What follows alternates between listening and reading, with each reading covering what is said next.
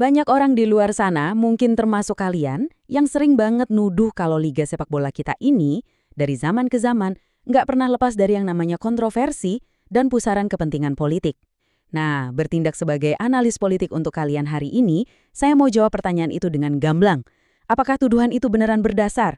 Dan ngelihat perombakan gila-gilaan belakangan ini, adakah harapan liga kita bakal jadi lebih baik? Gimana ceritanya sebuah liga yang sempat mati suri dibekukan FIFA, sekarang malah berevolusi jadi sebuah kekuatan baru berlabel Super League? Oke, mari kita bedah tuntas di ulasan kali ini.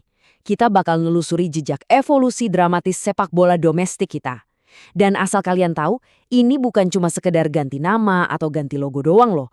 Ini benar-benar transformasi struktural buat ngelepasin diri dari bayang-bayang kelam masa lalu. Tujuannya satu, ngebangun ekosistem yang profesional, sehat, dan pastinya bisa unjuk gigi di level Asia. Biar gampang, kita bagi pembahasan hari ini jadi 4 poin krusial. Pertama, kita tengok dekade kekacauan liga kita. Kedua, perombakan struktur di 2025. Ketiga, modernisasi mekanik di lapangan. Dan terakhir, gimana sekarang fokus kompetisi digeser demi memprioritaskan tim nasional. Kita langsung masuk ke bagian pertama, dekade kekacauan liga. Sebuah sejarah instabilitas yang panjang. Ibaratnya, buat paham betapa pentingnya konsep Super League yang baru ini, kita wajib banget ngurai benang kusut di masa lalu kita. Coba deh kita lihat kronologinya sebentar. Tahun 94, kompetisi amatir Perserikatan dan Galatama itu akhirnya digabung jadi Liga Indonesia. Awalnya kelihatan bagus kan? Tapi tunggu dulu. Masuk ke tahun 2011, perpecahan politik bener-bener membelah kasta tertinggi liga kita secara fisik. Terus, puncaknya di 2015, intervensi pemerintah berujung fatal. Dan BEM, kita kena sanksi pembekuan total dari FIFA. Jadi ya, intervensi politik terbukti secara historis sukses ngancurin sepak bola kita. Masa-masa gelap itu sering kita kenal dengan sebutan era dualisme dari 2011 sampai 2014. Ini bukan cuma masalah administrasi telat bayar gaji ya, ini perpecahan manajemen tingkat akut yang sampai bikin kita punya 2 liga kasta tertinggi yang saling sikut. Gesekan ego dan politik inilah yang nyaris meruntuhkan pondasi kompetisi sepak bola domestik kita sampai ke akar-akarnya. Nah, setelah kenyang sama masa lalu yang berantakan itu, kita masuk ke babak kedua, perombakan struktur 2025. Disinilah letak jawaban atas pertanyaan, adakah harapan liga kita jadi lebih baik?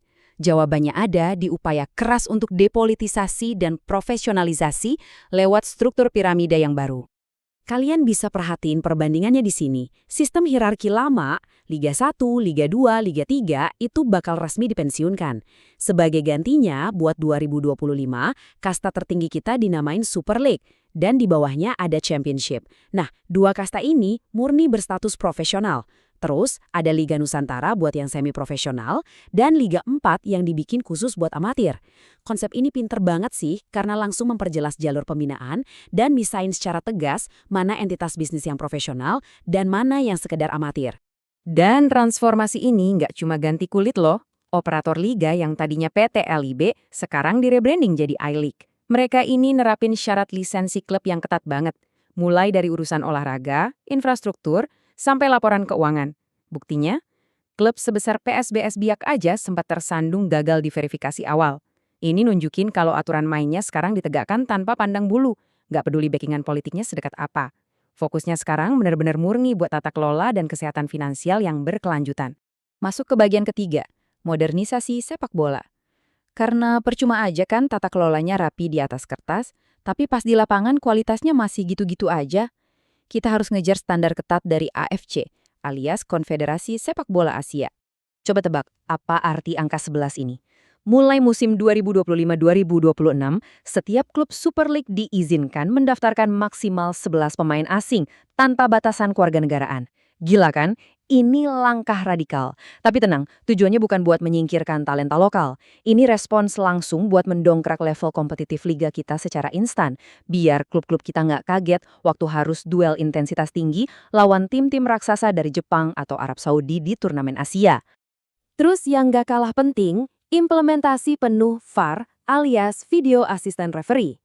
Setelah diuji coba dengan sukses, VAR bakal mengawal penuh jalannya musim. Tujuannya sangat krusial, menekan keputusan wasit yang kontroversial. Kalian tahu sendiri kan, keputusan wasit yang ngawur di masa lalu itu sering banget memicu kerusuhan supporter, dan ujung-ujungnya dimanfaatkan buat narasi politik tertentu. Dengan VAR, semuanya jauh lebih adil dan transparan. Angka 17 ini jujur aja bawa ingatan yang lumayan muram, tapi sekaligus ngasih secercah harapan besar. Pasca tragedi Kanjuruhan yang bikin kita semua terpukul, pemerintah dan PSSI gerak cepat ngerenovasi 17 stadion besar di seluruh Indonesia. Sekarang, nyawa penonton dan standar keamanan internasional ditaruh jauh di atas kepentingan pragmatis sesaat. Ini benar-benar jadi pondasi fisik dari era baru sepak bola kita. Oke, kita sampai di bagian keempat, prioritas tim nasional.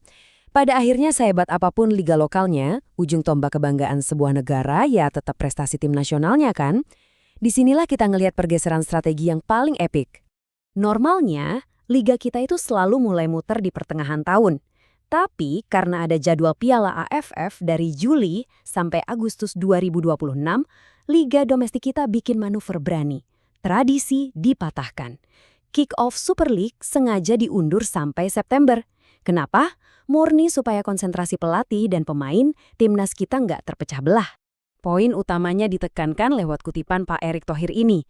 Penundaan itu adalah pengorbanan terencana demi timnas. Ini paradigma yang luar biasa beda.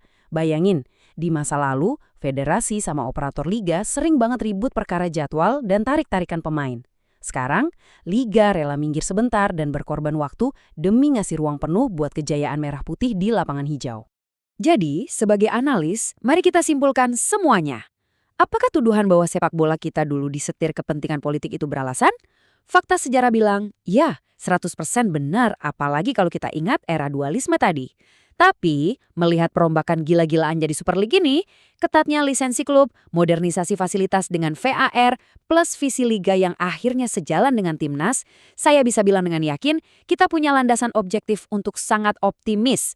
Era kekacauan itu pelan-pelan mulai digusur oleh era profesionalisme murni.